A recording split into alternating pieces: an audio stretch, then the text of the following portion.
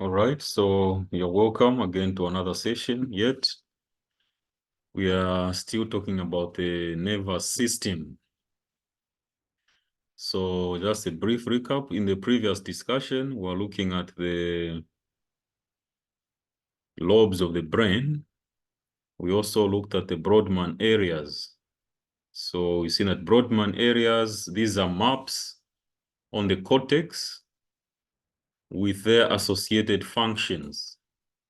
We also looked at the different type of cortex that exist. We talked about the neocortex and the allocortex. Neocortex, this is new brain. And we say the new brain has 6 layers in total. That is lamina 1 all the way to lamina 6. Okay, you can also call them as molecular layer. We have the external granular layer. We also have the external pyramidal layer. We have the internal granular layer and internal pyramidal layer. Then finally, we have the multiform layer. So in total, we have 6 layers. And we went on to discuss the different type of structures we are finding in each layer. Okay, and how they relate to the function of the nervous system, to be specific, the cortex. Now, we're still on the same subject, but this time, I want us to look at the sensory homunculus and the motor homunculus. Thereon, we'll go on to look at the different lobes of the brain and some of the specific function that they do in terms of functions. Now, so there are 2 types of homunculi, of course, that is sensory and motor. So let's begin with the motor one. Now, the homunculus is simply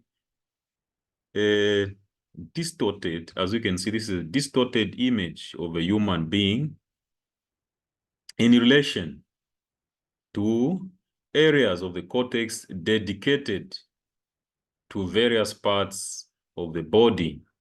So the parts of the body that we'll see being larger, for example, the hands here and the digits, it means there is a larger portion of the motor cortex allocated to these regions of the body.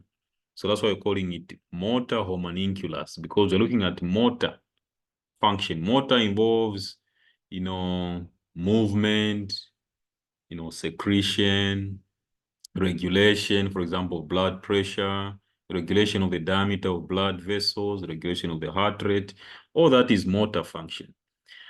At the same time, we also have the sensory homunculus. Equally, it is a distorted representation of a human being, but this time it is based on the area of the cortex that is dedicated to receiving sensory inputs to various parts of the body.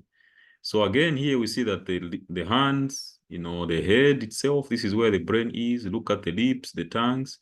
These parts appear in larger because there is a larger portion of the cortex that is dedicated to receiving sensory inputs or stimuli from these areas of the body, unlike the trunk, the limbs, and so on and so forth. Here we can see this is a male homunculus. You can see that the reproductive system as well.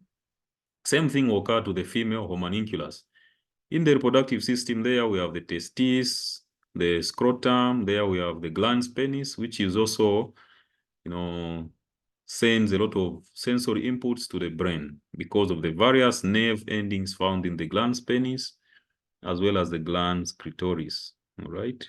So the parts of the body that are smaller, it means there's a small portion of the cortex that is dedicated to them. So in other words, if the human body was to grow in relation to, for example, the number of sensory inputs is sent to the brain, this is how the human body would look like. At the same time, if the human body was to grow in relation to how that body part is controlled by the brain, this is how we would look like, because the brain at any given time is spending most of the time controlling muscles, of these parts of the body. Now, let's look at it in some more greater detail. So we are looking at the motor homunculus to start with. Like I was saying, it represents maps of the brain areas dedicated to motor processing, controlling of motor function. Now, you and I know that there is a central sulcus. That is a central sulcus. Okay, this central sulcus essentially divides. Anteriorly, we have the frontal lobe. Posteriorly, we have the parietal lobe. So this is parietal lobe, frontal lobe.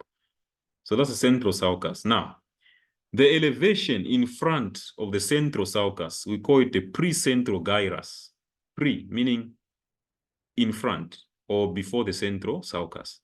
Central sulcus, meaning the elevation in front of it is the precentral gyrus. What about the elevation behind or posterior to the central sulcus? So we're going to call this as the post-central gyrus. So these are one of the important gyri that we need to know. Precentral gyrus, mainly, this is the primary motor area. This is also known as the Brodmann area number 4. Then the post-central gyrus, this is a primary somatosensory area. So this one I was saying primary motor area, we can also call it primary somatomotor area. So the post-central gyrus is a primary somatosensory area, meaning most of the sensory inputs coming from the body will be interpreted by this area of the brain. So this is Brodmann area number 1, 2, and 3. Primary sensory area, or simply the post-central gyrus. Brodmann area number 4, or simply the Brodmann post or precentral gyrus. So when we're looking at the motor homunculus, we then have to discuss the precentral gyrus, or simply Brodmann area number 4 here, because this is where motor control is commanded from. Now, when we try to fit this homunculus in that brain and map it out, so we're going to start from the inferior end going up like that. So when you're talking about the homunculus and trying to fit it on the brain, we see that the human body is turned upside down, all right? So the muscles that are controlling the face, muscles in the face, muscles in the mouth, nose, and so on and so forth, that area of the brain controlling this part lies in this inferior area of the motor, the primary motor area, or Brodmann area number 4 there. So that is upside down. Otherwise, in a normal sense, our head is up, whereas the feet are down. But when it comes to relation to the brain itself, the brain area, you know, that is responsible to control motor function in parts of the head are here in the lower end. So it's more like turned upside down. That's how the head or the brain sees things. Then as you climb a bit higher, you find that now you're going to find structures going closer to the trunk. So here we have the trunk, the index fingers, and the hand occupying the middle portion. Okay, this area here. So that is the motor cortex, or the primary motor area. Then we are now seeing it from the front view. So that is how the human body will lie. So if you follow it up, the head will be here, then hands, trunk, and finally limbs in the mid part, because there's this longitudinal fissure here separating. This is the left hemisphere, the right hemisphere will be here. So the limbs are controlled by the area of the brain that lies medially here. Okay, this is where the brain is. Same with the genitals. These are the genitals. So the cortex that is responsible for motor control in the genitals lies in the central part or the medial part of the cortex, like that. Okay. Then what about the the sensory homunculus? Okay, still on the motor homunculus. So saying the corticosomatotopic, so it's the same thing. Corticosomatotopic simply means cortex, and then soma means body, All right, then we are mapping the body on the brain now. So this is what I was just trying to explain. So the homunculus is invented, meaning it is upside down, head down. Middle part will be for hands and trunk. Then the medial side will be for legs. All right. Now you see that the face, tongue, larynx, and hand are quite larger than the lower limbs. Okay. Why? Because a huge part of the cortex is dedicated to controlling these areas, unlike the lower limbs. So it's just a small part. Knee is there, hip is there, trunk. So they are sharing small spaces. But here, look at the face. A very large area is controlling muscles and other motor function in the face. All right. So let's look at the sensory homunculus. So sensory homunculus as well, this is just a map of the brain area dedicated to processing sensory information from various parts of the body. So that's why we're calling this as a somatosensory homunculi. Now, you and I know that the post-central gyrus is responsible for sensory interpretation. So that is a central sulcus. Then the gyrus behind it, or posterior to it, is a post-central gyrus. And this is Brodmann area number 1, 2, and 3. What it does is to receive information from the body and then interpret that information. Then command now comes from the precentral gyrus, which is known as a primary motor area. So again, when we take this area and then view it from the front, this is what we are seeing again. The homunculus again is invented. The face lies in the inferior end here. Then the hands and the trunk as we climb up. Then the legs and genitals again in the medial side.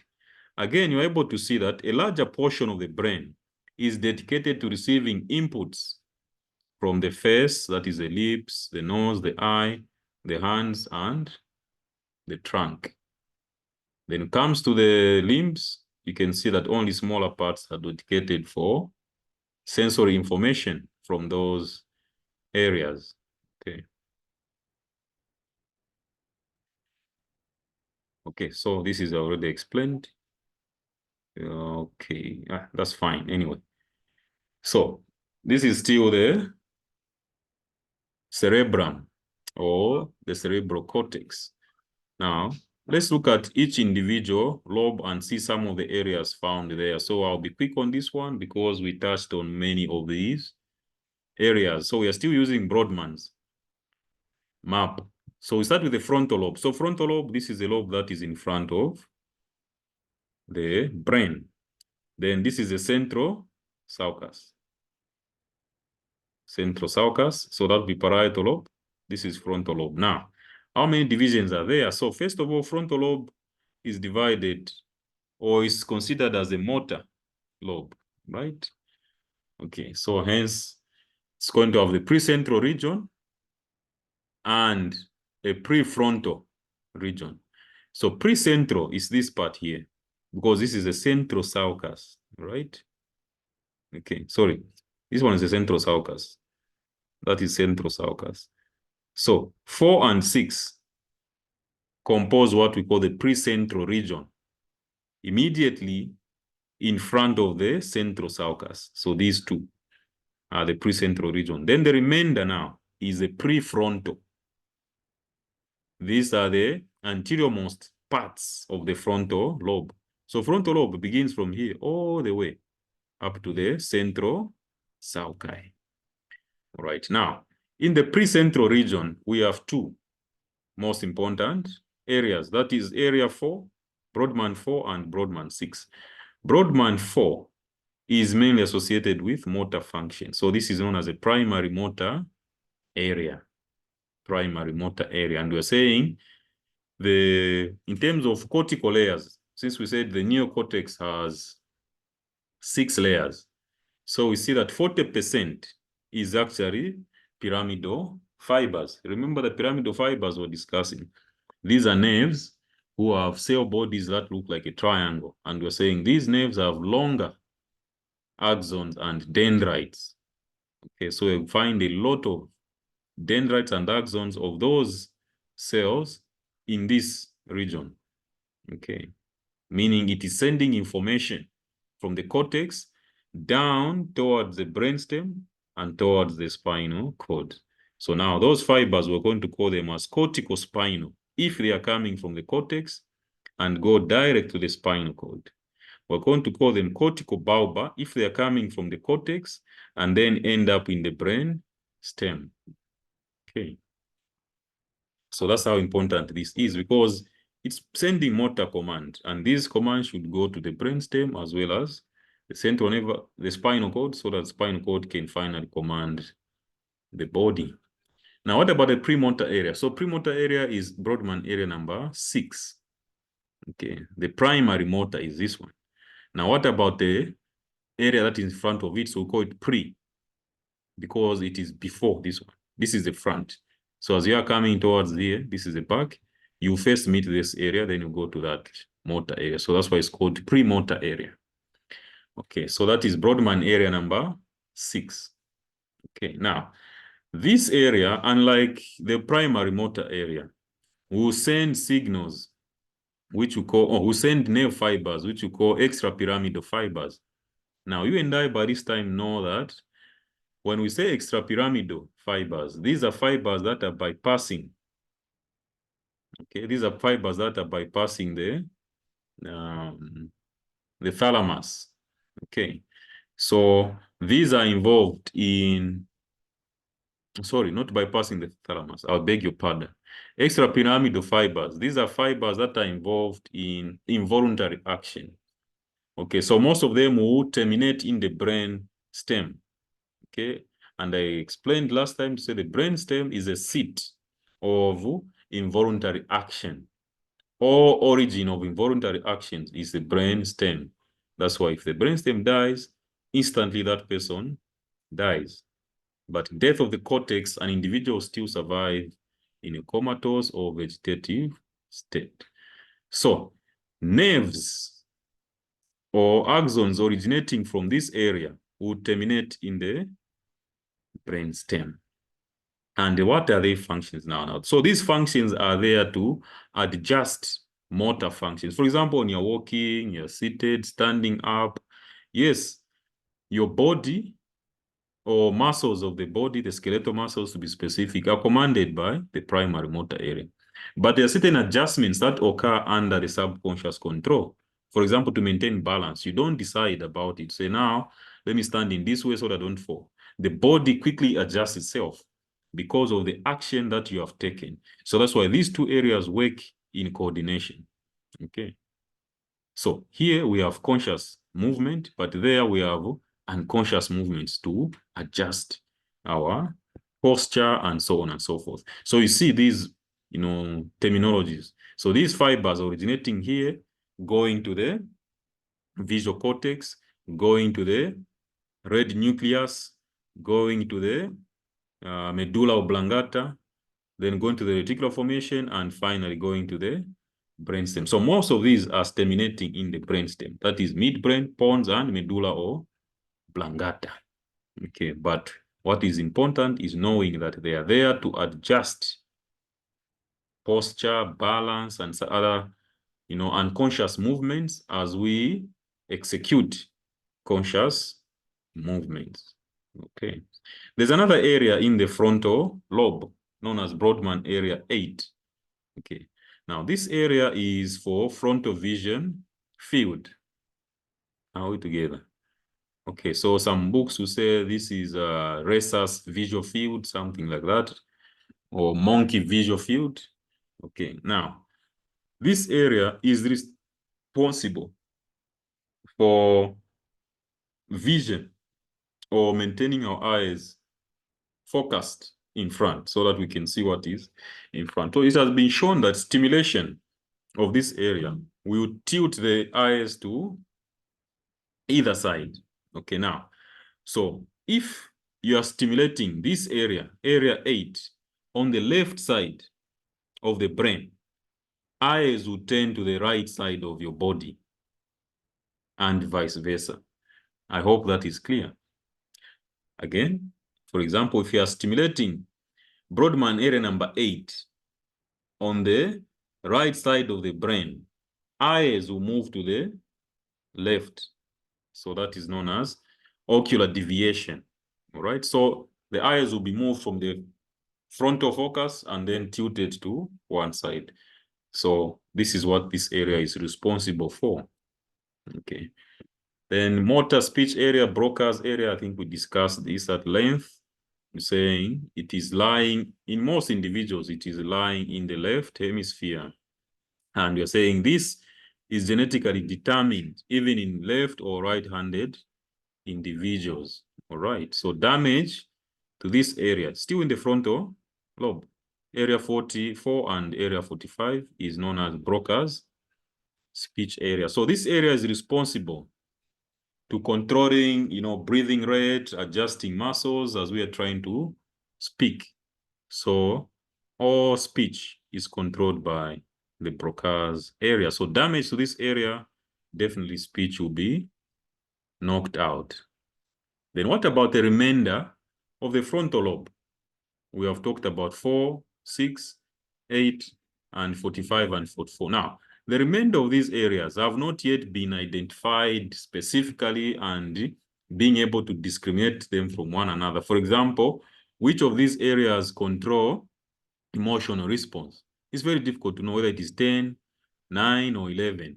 So collectively, this is known now as a prefrontal cortex, or simply known as the executive cortex. For example, a government has the executive branch, it has judiciary, at the same time also has the parliamentary wing. Now, you and I know that it is the executive wing that is responsible for execution of most of these activities that has to do with governance of a state. So when it comes to the brain, the prefrontal cortex, the remainder of the frontal lobe, when we exclude these other parts, is now responsible for functions like depth of emotion, social activities, moral and ethical awareness, planning, judgment, correlation, okay, trying to find commonalities or relationship between various aspects, evaluation, okay, and also choice of response to various, stimuli. It can be a response to someone who is insulting you, response to someone who is ignoring you. All that is commanded by the prefrontal cortex, the remainder of the frontal lobe, right? Then we go now to the parietal lobe. Remember that parietal lobe is now this part of the brain. So what are we finding there? So parietal lobe, we are cutting from the central sulcus going back there. Now, the lobe or the gyrus immediately posterior to the central sulcus, this is referred to as the post-central gyrus. And we said this is a primary sensory area, or you can call it somatosensory area. Okay. Somatosensory area, or simply Brodmann area 1, 2, and 3. Okay. Now, Brodmann area 1 and 2 is responsible for our reaction or perception to deep stimuli and joint movement. Okay. For example, deeper palpation. Okay. Or excessive pressure exerted on the body will be felt or interpreted by this area of the brain. Then Brodmann area number 3 is responsible for tactile stimuli. So we're talking about these light touch on the surface of our body, like small vibration, for example, an ant moving on your skin. That is not deep pressure. It's not applying any form of excessive pressure on your body, but you still be aware of that. And that is being felt by the same area known as the primary sensory area, which is just in the post-central gyrus. This whole elevation here is a post-central gyrus. Okay. Now, say most of the impulses are contralateral, some can be ipsilateral, some can be bilateral. Now, by this time you're aware of the meaning of these words. Contralateral meaning on the opposite side of the midline. For example, two eyes. One eye is on the right, the other one on the left. So the eyes are contralateral to each other. But for example, the right eye and the right ear, these are ipsilateral. They are on the same side of the body. Okay. So now, sensation in the primary sensory area, this one here, he said majority of it is contralateral.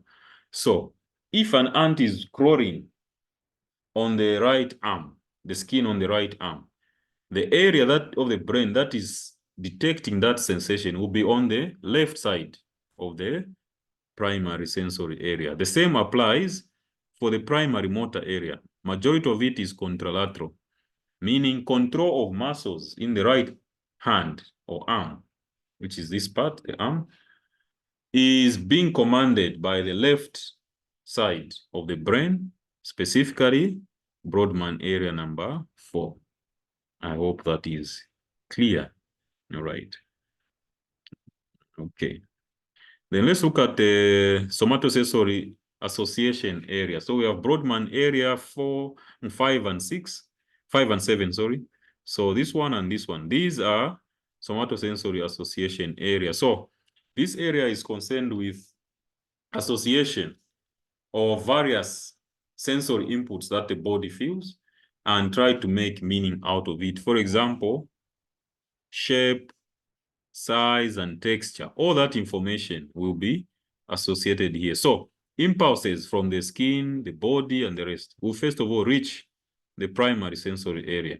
Now, to know, for example, the type of object that you are feeling or touching, that information has to pass through the association areas, because those association areas have stored information of various shapes, sizes, and texture. Okay. When you have your eyes closed, you can still identify an object. This is a stapler, this is a bottle. This feels like a snake because it's elongated, so on and so forth. Because there are association areas in the brain that has stored such kind of information. Aside from that, this area, that is Brodmann area 5 and 7, is responsible for general awareness of the body, okay, and location of its parts. Okay. For example, what I was saying to say, even if your eyes are closed, you can try to close your eyes and you still try to make sure that your fingers touch each other like that, because the body and the brain is aware of where other parts of the body are and can approximate them to each other. So that awareness is coming from this area. It knows where each part of the body is at any given time. Okay. Then we see in the same lobe, the parietal lobe, we can find the Wernicke's area. So the largest part of the Wernicke's area is in the parietal lobe. Part of it is found in the temporal lobe. Okay.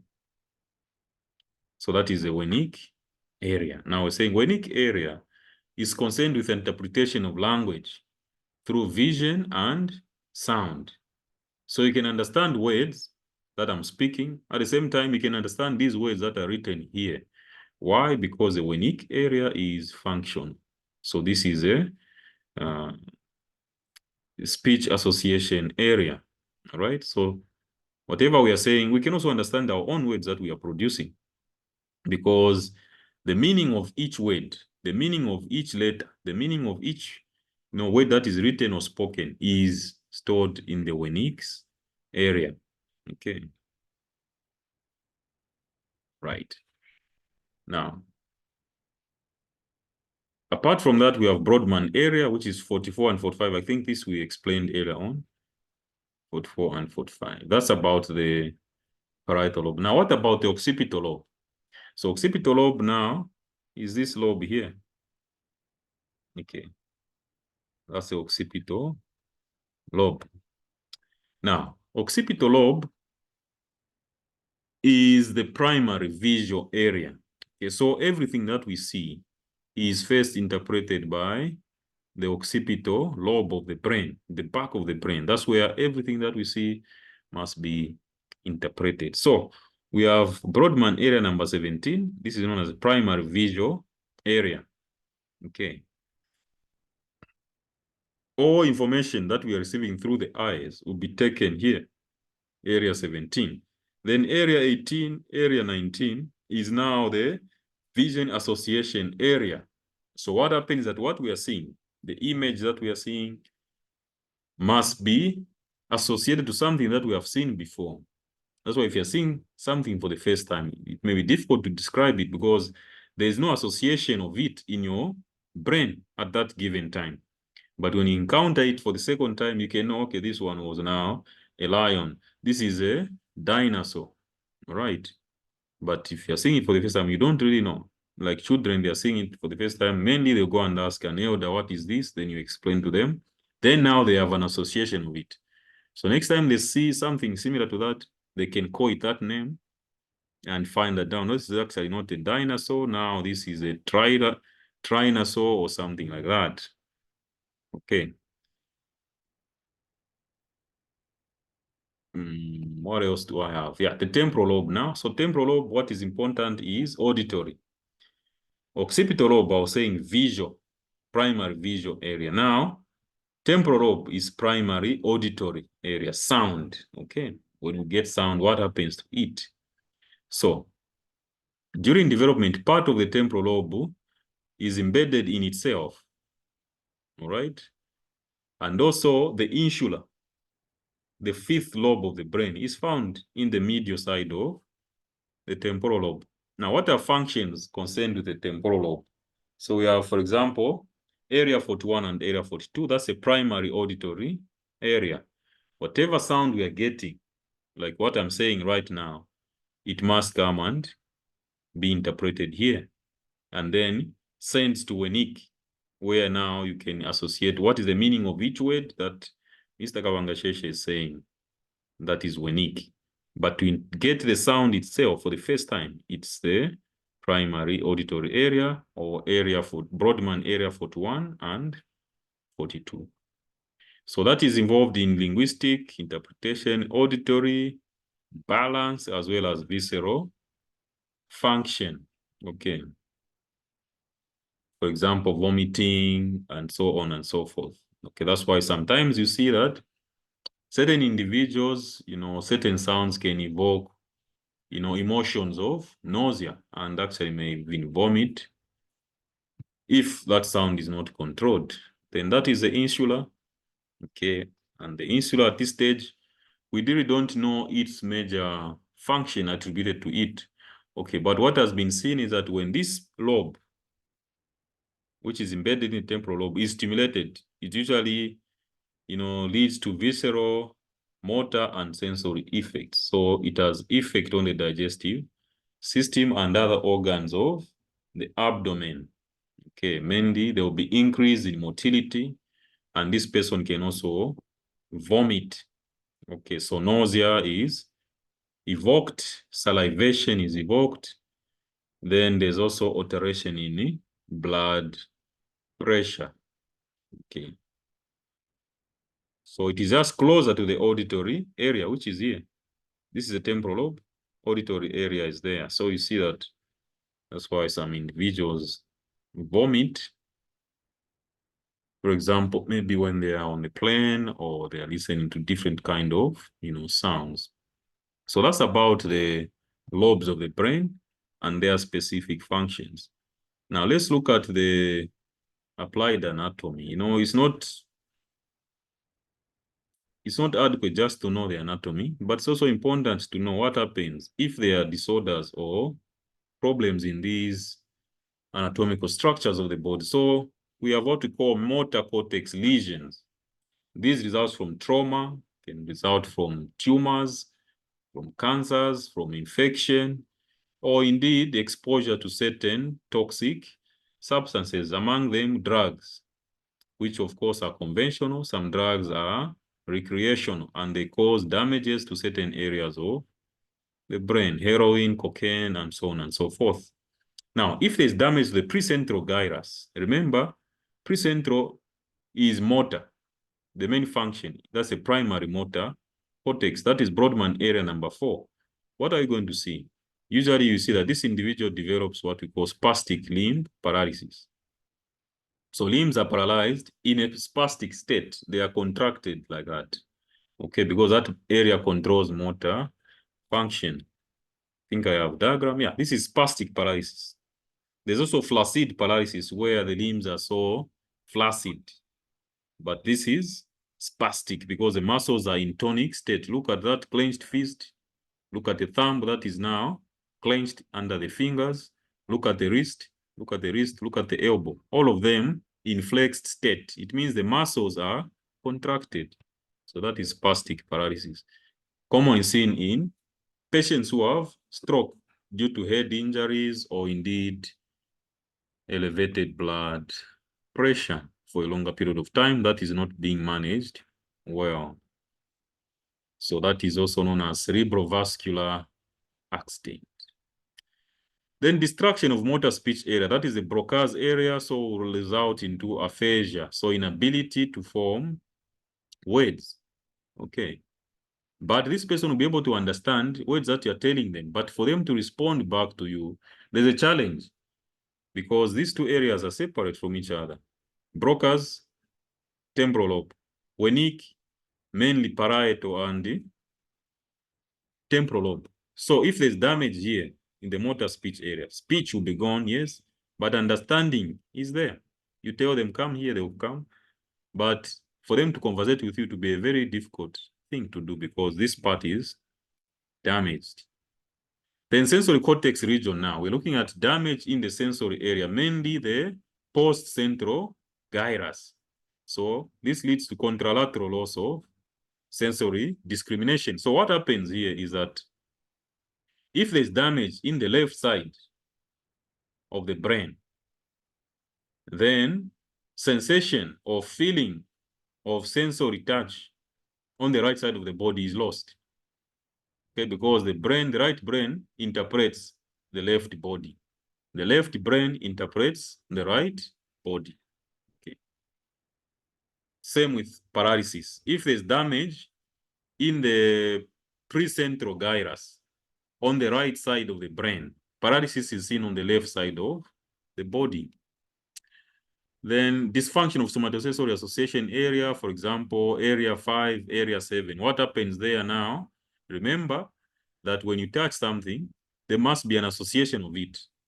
Okay, for example, what is the shape of the bottle itself? Okay, so even when you close your eyes, you can still feel this shape because the touch stimulus that is reaching the brain is sent to the association area. It will reach here first, and then it has to go to the association areas where various shapes are stored. Now, if these areas are damaged, information will reach here about the shape of the bottle. But now, to make out that shape, this part is gone. So you won't be able to identify if your eyes are closed. Okay. So that is known as tactile agnosia. Then we have asterognosis. Now, asterognosis, yes, you can identify the object itself, but it will be very difficult to know the shape and size and weight or texture of that object. Right. Again, this is contralateral, where if there's damage in the right side of the brain, you lose that ability to identify shape, size, and weight of an object on the left side of the body, or the left hand will be unable to interpret information coming from the left hand. Then there's sensory aphasia of two types. So there is alexia, where there's inability to identify written words. Okay, you can speak to this person, they will understand. But now associating the words that they are seeing, for example, here on the screen, and know the meaning, it will be very difficult. Then we have agraphia now, inability to copy words. So you say cup, they will say tail or something else. So inability to copy spoken words. Then if there's damage to the visual association area, this is a Brodmann area number 18 and Brodmann area number 19. This one and this one, these are association areas. So what will happen now is inability to interpret objects that you are seeing with your eyes. You can see, but you can't know. Is this an orange? Is this an apple? Is this a golf? Is this a banana? So you show a banana to the patient, they'll tell you that is mango or that is a tree. Damage to the visual association areas. That's the importance of anatomy, because it can easily be related to these problems. And we have come to the end of today's discussion. I really hope you are enjoying these sessions like I am, and that you have interest in knowing more about the brain. There's a lot to know about the brain, especially the prefrontal cortex. That still remains a mystery. So we end here for today.